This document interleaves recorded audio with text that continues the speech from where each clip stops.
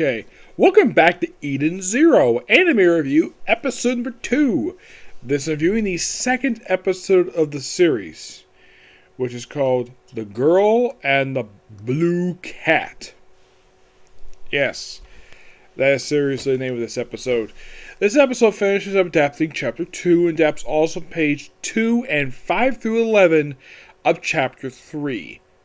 Which is quite interesting because they kind of mixed it in with the actual some of the stuff here. So, thing starts off basically with Shaki checking out Rebecca's B-Cube channel. Though they cut a little bit of him checking out other channels. I kind of get the reason why, because didn't really need it, because focus on Rebecca, so just go from there.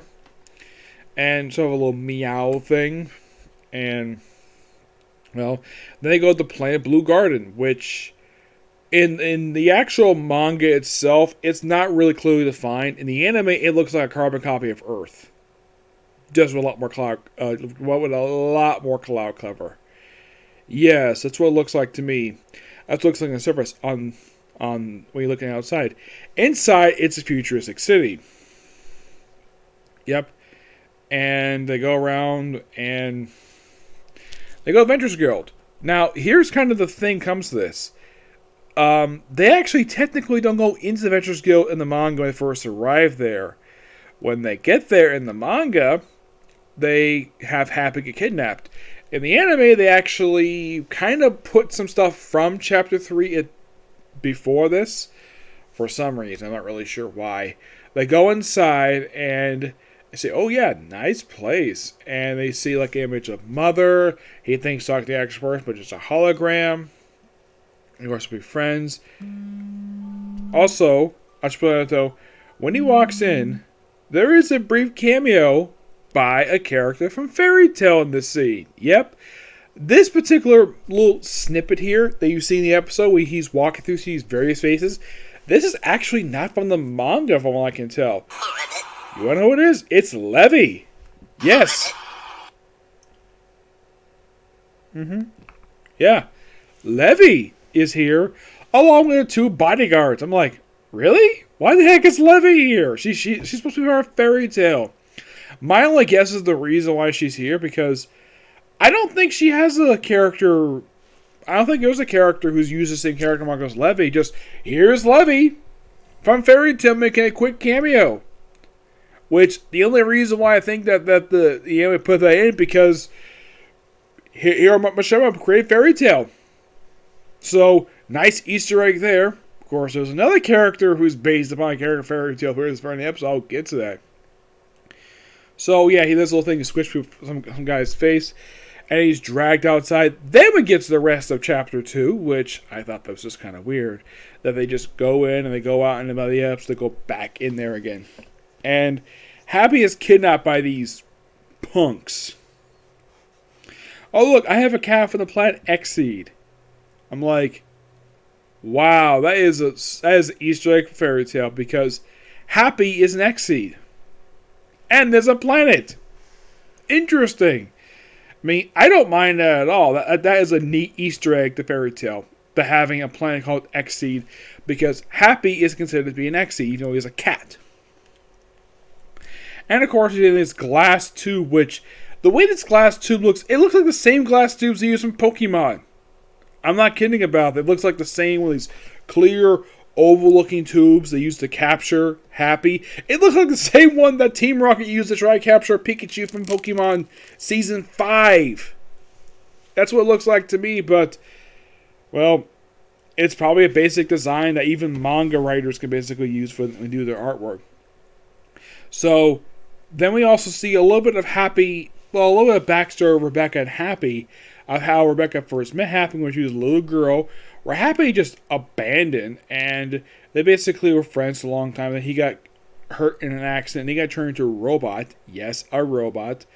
And then, of course, she was running, chasing after Shaki, who's basically running, he uses ether gear, but he's off his bag, and of course, he comes back, and he's like, oh, look, man, woman, you look like a grandpa. Yeah, this scene was completely necessary, but they probably threw it in because he hasn't seen much for humans. Because he was surrounded by robots his whole life. Then he pretty much activates his ether gear, which he's to punch several of them. And then, of course, after freeing Happy from captivity, Happy transforms. Yes, I'm not kidding about that. Happy is a robot who transforms into 2 pistols. Yes, and then, of course, Becca fires them at the goons, knocking them all out. And, of course, Shaka, of course, basically helping with her aim. And also, before they got there, it was like, I think how he was like a bodyguard for an adventure. Like, you can go to the cosmos, like, okay, good passport. Yeah, they mentioned that adventurers can basically use their IDs as passports to go to various planets, which I'm like, that's interesting. I like the fact they use that for a sci-fi-esque series, so why not? And then, of course, they knocked the guy out after basically beating him. Of course, he had basically a turret gun. Yes, a freaking turret gun. Though it's a futuristic one, so it fires lasers. And, of course, knocked the guy out. And of course, Happy explains with the accident, which the viewers already knew about. And basically, the episode ends with them going back to the adventure hall, which they were just there. But that's not where the episode exactly ends. Here's what gets interesting. Okay, then we cut to a spaceship. Yes, a spaceship. Or it's a pirate ship. And who is its captain? When you look at this character before the character name pops, like, oh look, it's Urza, the fairy tale. But it's not Urza. This is Elsa Crimson. Yes, that is seriously her name. Even though, yes, she is based upon Urza from Fairy Tale, she's a pirate. And apparently, it seems like she has some connections to Shaki. It's like, oh, the Demon King sent away. His grandson basically has left Grembo, and he's been spotted on planet Blue Garden. And she basically seems very irritated, but she hears that about Shaki. Is like, okay, I'm interested. Let's check him out. And that's where the episode ends. Now, my friend Edgar basically does not like this character very much because, well, there's a reason why. He explained to me he doesn't like this character, and this character is the reason why he stopped reading the manga. Because this character, just like, from his perspective, because she's got very similar backstory to Urza, that's the reason why that he basically dropped the manga. This is one character. Me, personally, I don't mind the character at all. I mean, for one thing, she doesn't appear as much as Urza, and she doesn't get much development over the course of the series. Not really. Urza, if you read Fairy Tail in the manga and you watch the anime, she gets a ton of development over the course of the whole series. And also, she is not changing armors. Yeah, she's a pirate. She wears the outfit she wears in this episode. That's the outfit she wears most of the time. She doesn't wear armor like Urza. And as far as they can tell, she doesn't use magic. So, despite having a very similar backstory to Urza and have a very similar name to her and basically the same character design, not Urza. It's kind of the same thing with Happy. The only thing that's going to Happy is his name, his appearance, and he likes fish. That's it.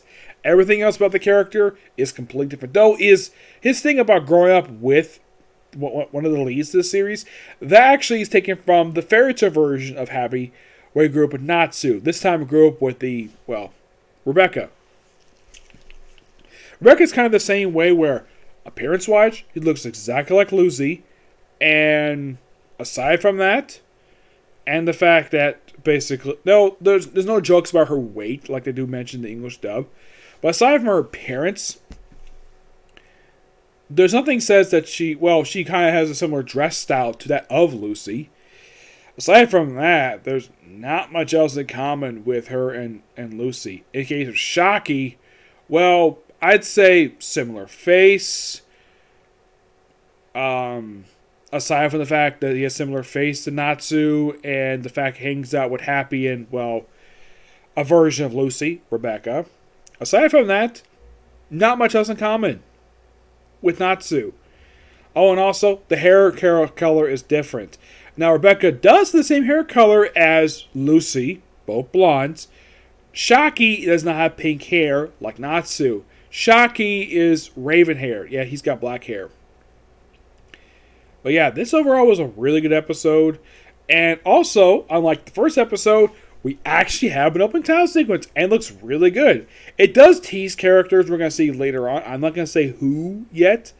Though it looks like, that from what I read a little bit of the manga, it looks like next week's episode, we're going to see Wendy's counterpart next week. Yes, Wendy Marvel's counterpart in next week's episode, which that should be interesting to say the least. Yep. But yeah, that's the episode review. Next view is going to be Black Clover, and after that, it'll be My Hero, One Piece, Yoshiro Princess Demon, and then Baruto. Okay, next video. Bye.